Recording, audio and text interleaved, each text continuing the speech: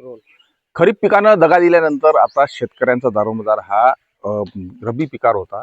खरीपामध्ये नुकसान झाल्यानंतर आर्थिक कोंडीत सापडलेल्या शेतकऱ्यांनी रब्बी पिकावर दारोमदार ठेवत आपल्या नुकसानीचं विचार केला होता. मात्र काल झालेल्या अवकाळी पावसामुळं आता हातात येणारा गहू सुद्धा शेतकऱ्यांच्या हातून जाण्याच्या शक्यता आहे. कारण काल झालेल्या पावसामुळे आपण पाहू शकतो कशा प्रकारे हा गहू पूर्णपणे झोपलेला आहे आणि हा काढणीला आलेला गहू आहे आणि हा गहू पूर्ण खराब झाल्यामुळे आता हा काढणीनंतरही याचा योग्य तो भाव मिळतो की नाही अशी शंका आता शेतकऱ्यांना आहे. या गव्हासोबतच बिजवाईचा कांदा, लिंबू, फळबाग असं इतर पिकांचंही मोठ्या प्रमाणात नुकसान झालेलं आहे. काही शेतकरी आपल्या सोबत आहेत, त्यांना विचारून नेमकी काय परिस्थिती होती कालची.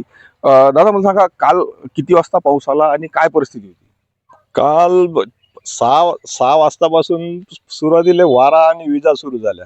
नंतर 6:30च्या दरम्यान एवढा पाऊस आला की पूर्ण आमचा जो गहू होता तो आता आपण पाहूनच राहिलो, तो पूर्ण भिजला आणि जमीनदोस्त झाला. त्याच्यामुळे आता काही उत्पादनाची शक्यता फार कमी आहे. याला योग्य भाव भेटणार नाही, कारण यातनी आता खडे माती त्याच्यासहितच आम्हाला ते जमा करावं लागणार आहे.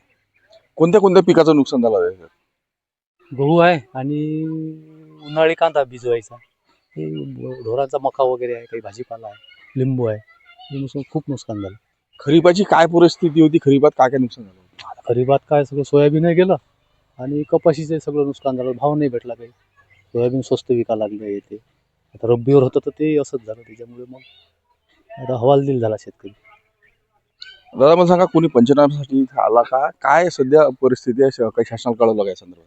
अजून तरी काही आलेलं नाही, कोणीच पंचनाम्यासाठी गव्हर्नमेंट कोणीच आलेलं नाही.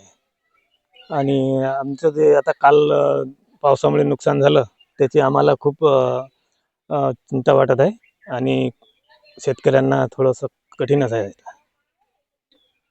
काल झालेल्या अवकाळी पावसामुळं पिकांचं नुकसान झाल्यामुळे आता शेतकरी पूर्णपणे आर्थिक विमुंचने सापडलेला आहे. चिंतातूर झालेला आहे की हे पीक त्याच्या हातात येते की नाही. शासनाने पंचनामे करावे आणि नुकसान भरपाई द्यावी, एवढीच माफक मागणी आता शेतकऱ्यांची आहे.